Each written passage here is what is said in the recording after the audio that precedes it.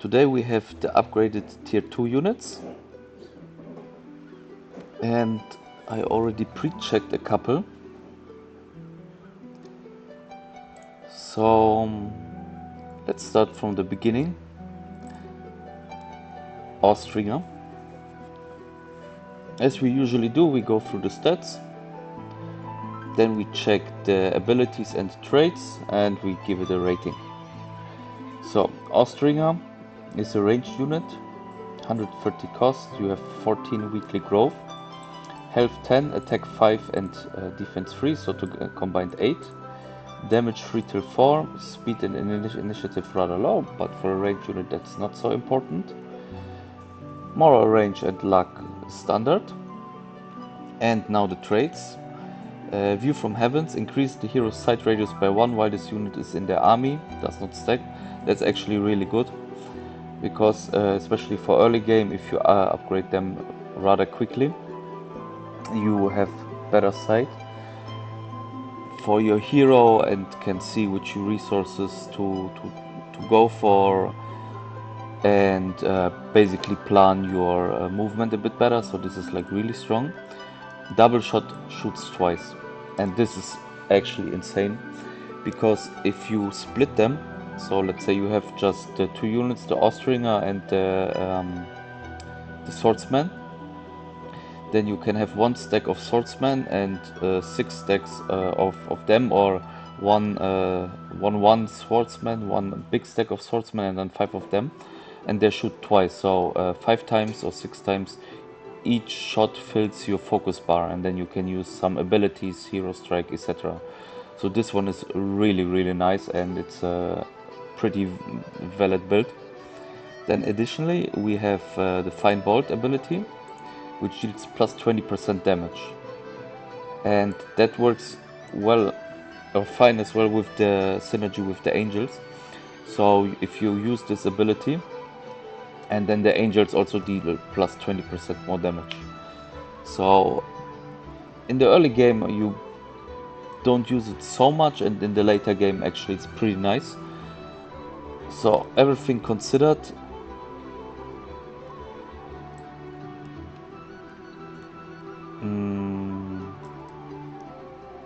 I think they're S tier.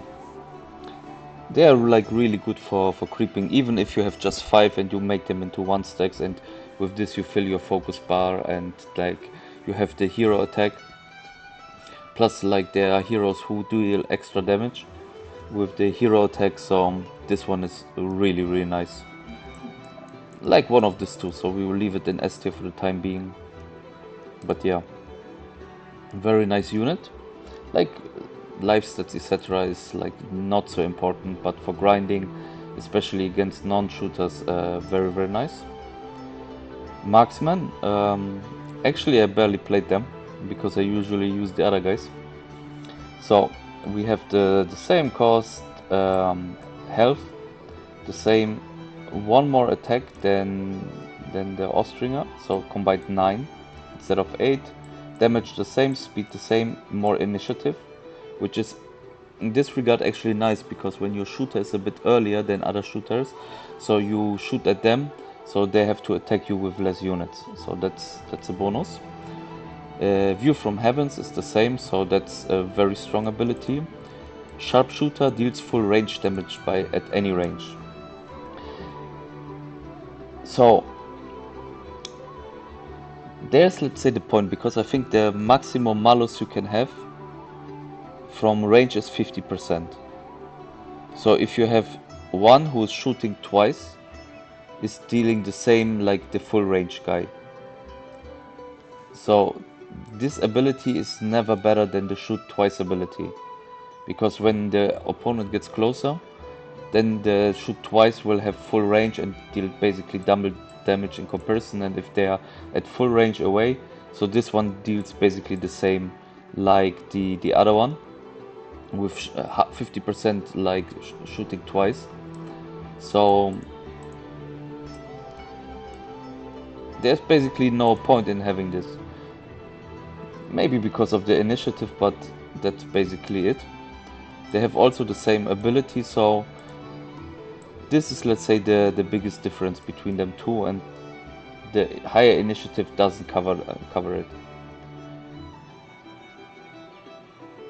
Plus, yeah, like what we said before about the focus, yeah, so you don't load the focus as much as like with the tomb.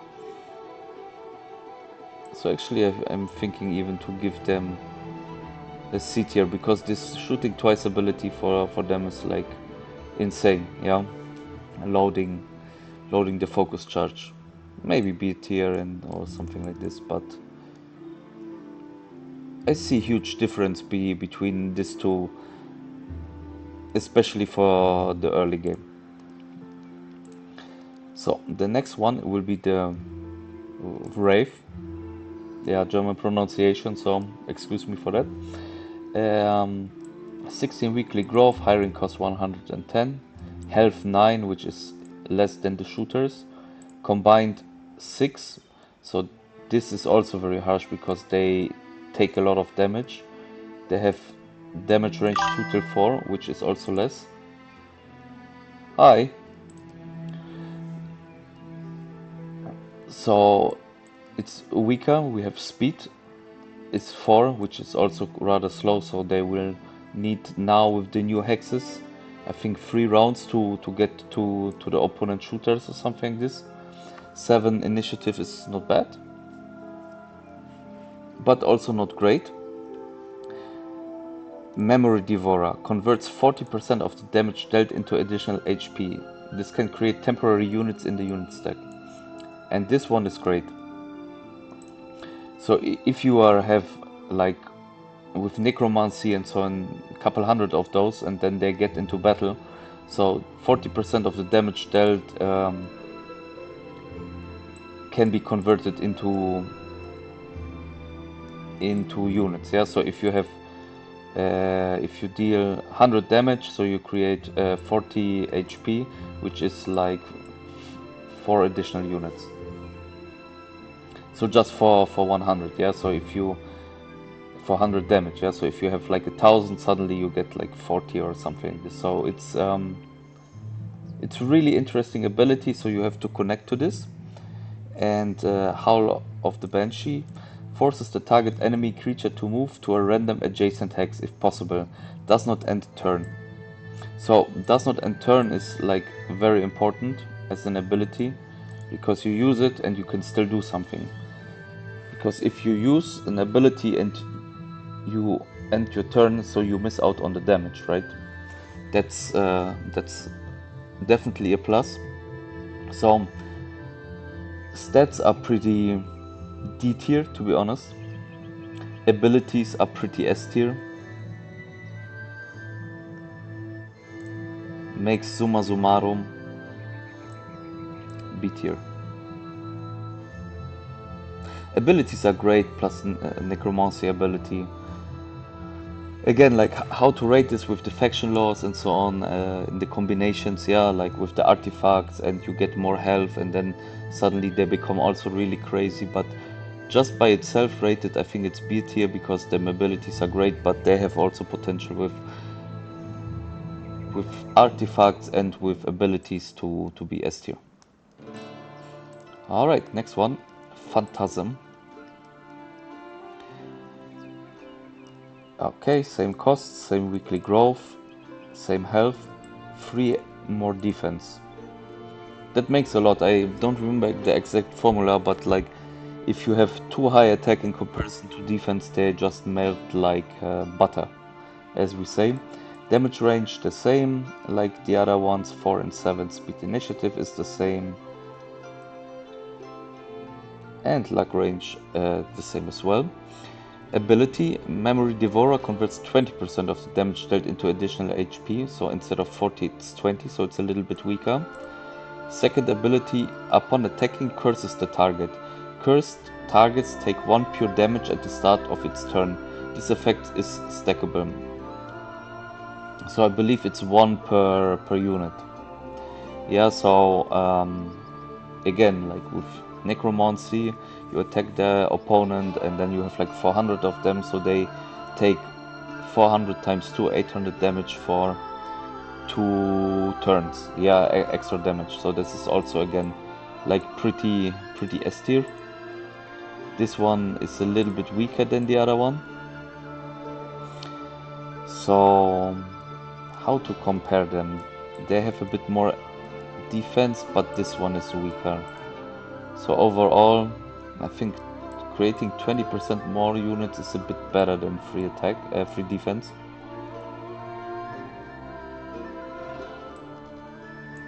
They are pretty comparable. So I think I would put them also next to each other. With this one a touch stronger. Free defense is actually a lot, but 40% units creation is also great.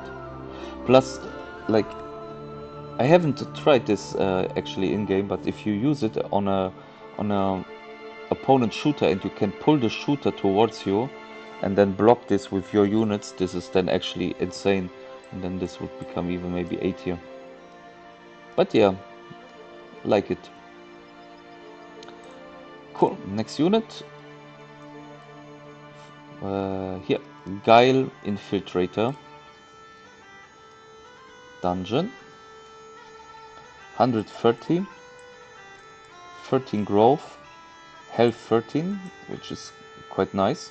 6 attack, 2 defense, 8 combined, the same like the marksman guys. Damage range a bit higher, 3 and 5. Speed 6.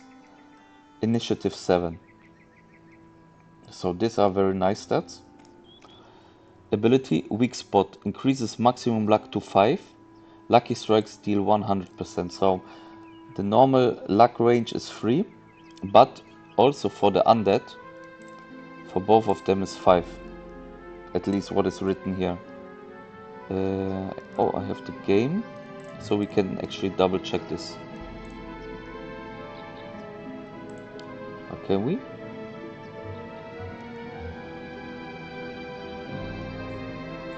Oh no, we can't check this, because like from time to time the information on this page are not so accurate, so that's also something to consider, because if you usually have luck range 3, let's just control, here they have 3 and these have 5, so this is also additional bonus for them. So anyways, we have basic luck is 1 already and can be increased to 5, which is very nice. Weak spot increases maximum luck to 5. Lucky strikes deal plus 100% damage. So double damage with lucky strike is very, very nice. So if you are lucky, you deal a lot of damage. Staggering hits prevents the target from counter-attacking until the end of the round. And this one is absolute S tier. So even if you have a stack of 1, who's just attacking like one unit to take the counter-attack away, and the other ones just smash the unit. Very, very good for creeping. I also use this in my build, and it works very well. Hit and run returns to original position after attacking, but deals minus 50% damage. But this doesn't matter with this one combined. Very, very strong. And does not spend focus. Is very nice. Oops. Very nice. And Shadow Strike deals basic damage to an enemy, ignoring their defense. Yes, that's also right, but 2 ability points, like if you have them upgraded and so on. So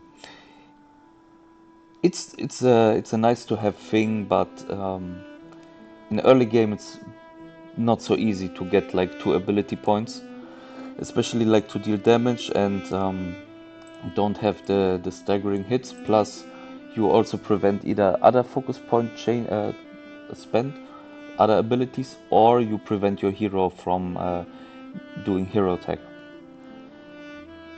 So everything combined, we have the Guile Infiltrator S tier.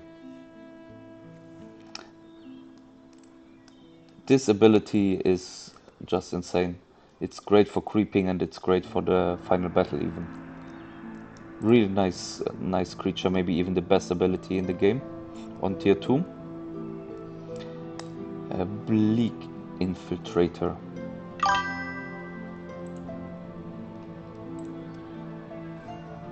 Okay. So health 13, attack 6, defense 2, damage range is the same, speed is 5, initiative is 9. That's also very strong for a tier 2, because in most cases, like, you are also for the early game, you are the one to start, so you can use spells and influence the battle before the other person's turn or the opponent neutral unit's turn. Very, very nice. Weak spot, the same like the other one. Sharper blades, gains 1 luck with every attack. So you increase the possibility of your lucky strike. But then it's also like, to increase your luck like to 5, you would need 4 rounds of attacking. So and they are usually targeted also by the neutral one, so this is like not so strong, to be honest. It's really nice to have, but there are not so many use cases like the other one where you have immediate impact. Fighting style hit and run, and this one cannot be targeted until the end of the round. That's pretty nice. But then again, like, here it's not written, so I'm also not certain now if you lose your turn or not. But if you are losing your turn, then there's 0 points in this one having, because like, you can also attack, right, or just move out of the way. So you spend 2 focus points to move out of the way. So that's pretty detailed as it's written as it is right now, for 2 focus points.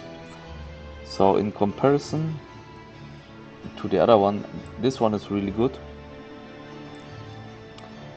I'm gonna put them. Stats are pretty nice. Like here, also B tier. They have like better stats, but they have both better abilities.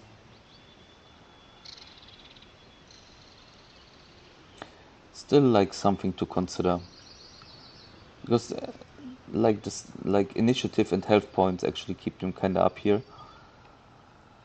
But ability wise, they are by far the weakest. So let's keep this one in mind for the future. Next one, the binder. 180, so they are rather expensive in comparison to the others. 12 weekly growth is lower. Attack defense is 11, so that's 3 more. Oh, this is 5 more than the wraiths, and 3 more than the marksman. So over average, health over average, very nice. Damage range over average, also very nice. But then these two, they are very slow and they have very low initiative. So it's a little bit like the ghosts, yeah? So if they connect, they are pretty good and pretty useful, but until they connect, like, half of the battles are pretty much over. So not so nice. Glance at the Abyss, curses the enemy target. Cursed targets take 2 pure damage per binder. Effect is stackable. Very nice. Do some damage if you have this. So if you are able to generate the focus point and they are standing back and are able to connect to the target, that's kind of useful.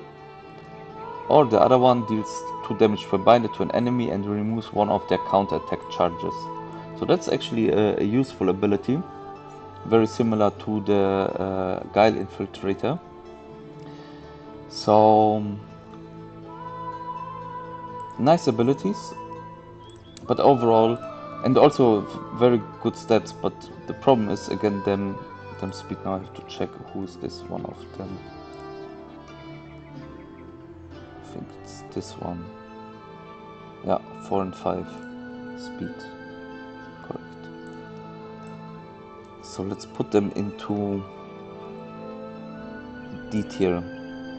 Because as I said, like, if they connect, it's nice. C tier. If they connect, it's nice, but they often have 2 less influence. Yeah. So if you compare the initiative and your hero's turn, so that's influence. They need to fight to have influence on the battle. Okay, and the votary, same, 18, 12, have 15. They have even more stats. They have 15 combined. So that's more than 2.5 to the Phantasm. So that's interesting to have. Damage range a little bit lower. Speed initiative the same. But in this case, I think it's better to have one more speed and one less initiative than vice versa. Because when you have speed 5, you can connect within 2 instead of 3 turns. And that makes a huge difference. Abilities, Curse of the Abyss Sluggishness deals 3 pure damage instead of 2 per votary to the target and all adjacent minions, so it has even bigger influence. Initiative of all targets is reduced by 1 until the end of the next round. And here is Curse of the Abyss Slow, also 3, basically the same with adjacent units, and you reduce the speed by 1. So you have basically the same ability like the binder, but first of all you do 1 more damage, so which is 33% more, plus you also target adjacent minions, so 1, 2, 3 even. So that makes it suddenly, let's say, we target really, like we get a lucky strike somehow, and we have overall 4 units cursed. So you have 12 damage in comparison to 2 of the other, right? 6 times more. And then you also reduce the speed or initiative, and in this case speed is most likely the better choice. But I see use cases for the initiative as well. So these abilities are really good. And speed is better, stats is better. So we're gonna put them also into B tier.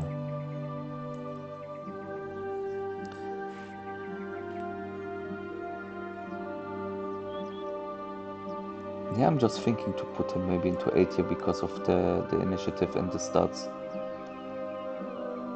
Although this one has better stats. Speed is the same, this one has higher initiative. No, they're actually pretty comparable. Maybe something like that. This one is maybe the best of the BT guys. Because like the speed, yeah, if you're able to connect faster, that makes some sense. And they are, I think he has even way better overall than the binder. Okay, leave it this way. So what do we have? Dawn Hoblet. Alright, 18, so which is the most. Attack and defense combined 9. Damage range 3 till 6, so he has the highest overall damage. Speed 5, initiative 6. 180 costs. This one we don't have how many we will have per week. Morale and luck already. 2 luck from the beginning, 1 morale. That's actually really nice. And he's flying, yeah, so also good, for example, for castle attacks. Magic creature, so basically like also you have morale and luck. And yeah, fallen creatures come towards necromancy. Melee attack, swift strike, so no counter attack. That's really nice. And Morning Dew generates 1 focus charge, does not spend focus charges. Oh, okay, cool. So you can create even something for other. Wow, that's amazing actually. So you have highest health, highest damage output, morale and luck by 2, and even like a cool ability plus no counter attack.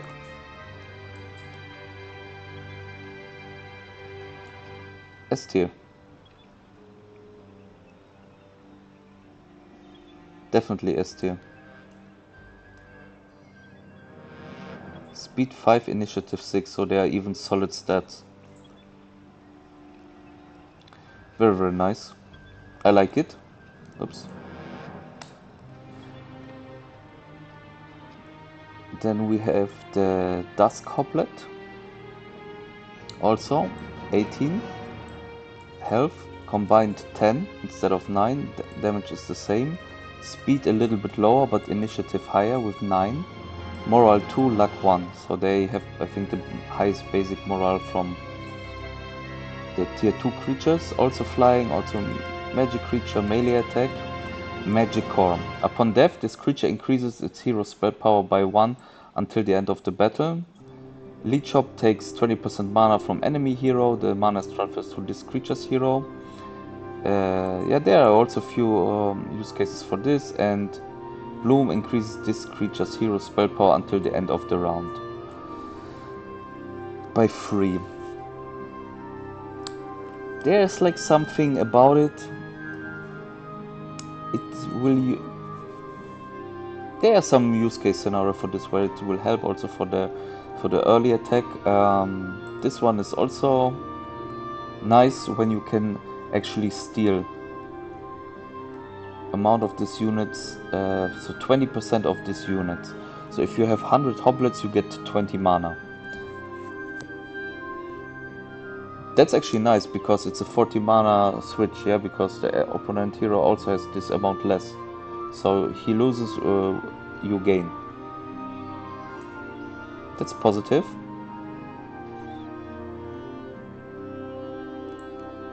Upon death, so if you split them, so you can create like 5-6 additional spell power for this plus this, but it's only till the end of the round. End of battle would be better, I think.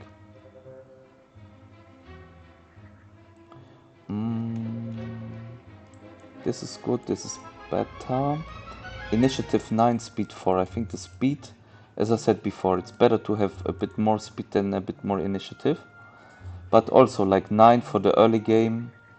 But I think you don't really want to upgrade them for the early game and keep them for them initiative. I think then you want rather spend your alchemic dust for something else. So I think you're not going to do this. But generally very nice A tier. I think there's a bit difference between this both. This one has stronger abilities, especially no counter attack, which is very nice. And the speed. Higher initiative and stats slightly, but the ability is not as strong as this one. So A tier, still great stats. Nice unit. Alright, and we go to the last two, to the Hive. Overgrown Locust. Health 16. Attack 5, defense 9, so combined 14. So, and you guys see like the difference between then here the phantasms in the stats. So if we put this like in stat wise, so maybe we have to downgrade them. Like if you see 9, 2 and 4, and we have here 14 and 16 health. Here's 6 overall, here's 14 combined, and they have higher damage range, speed and initiative combined. Okay, so we have to see if we change the phantasms. Anyways, 170 cost is kinda a lot. We don't know the recruiting yet. Morale luck, no bonuses. Morale range 5. Luck range also 5. So also higher than the others. But this is still what we have to confirm because we don't know yet. Melee, double strike is insane. Especially when you manage to have only one attacking, first to take away the counter attacks and then they do the full damage. Parry is also an insane ability. Counter attacks before the enemy's attack lands. So the enemy attacks always with less damage than initially. And Hive Mind, so at the start of the battle for each other unique Hive creature in this army, this creature's defense increases by 1 and damage taken from lucky strikes by 50%. So you can have, if you have the full hive setups, you can have 5 and 15, so 20 as a starting, which is insane. And damage taken from lucky strikes reduced by 30%, which is nice. There are use cases for this, definitely, but not to overrate this ability. It's like B tier ability,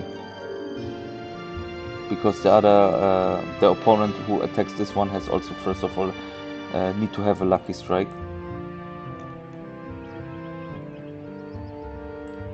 But they are really, they are insane. S tier.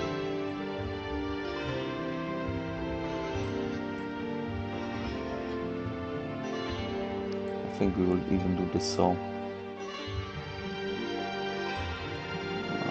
Like this.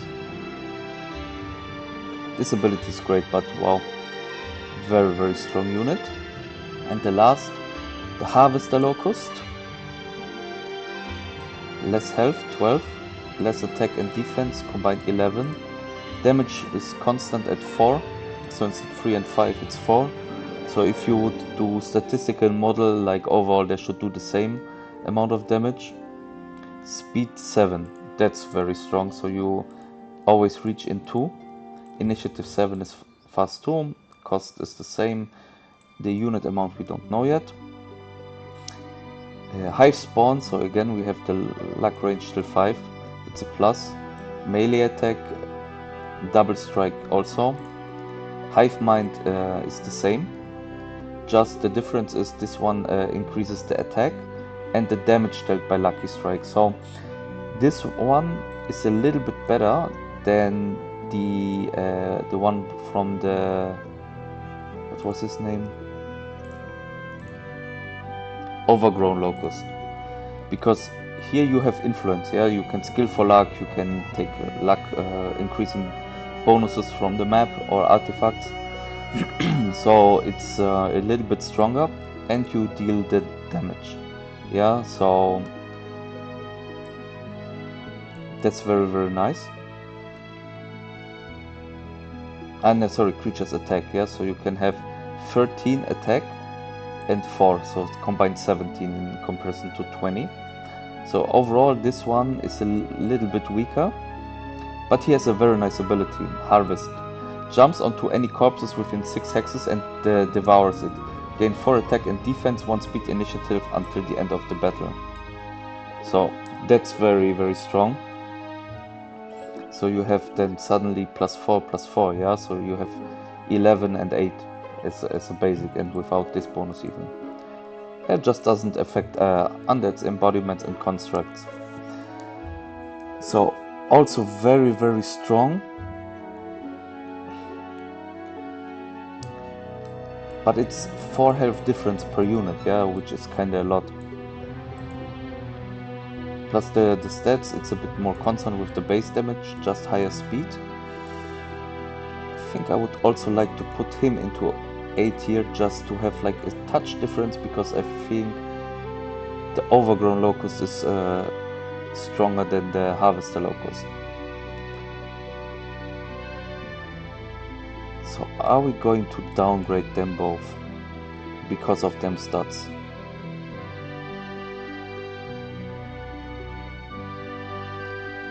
They are also slow from the speed, yeah, I think we do it. These ones then are more influential in early game battle than this. They become strong because of their masters. So this is also something to consider. Because with masters, and then like you're guaranteed to have them abilities used, like the 40%, and then suddenly they go kinda up. But just isolated, checked, so they are weaker than the other ones. Okay, thank you for watching. Let me know what are your opinions about this, what would you change, what would you adapt, and then like and comment, and then hopefully see you next time.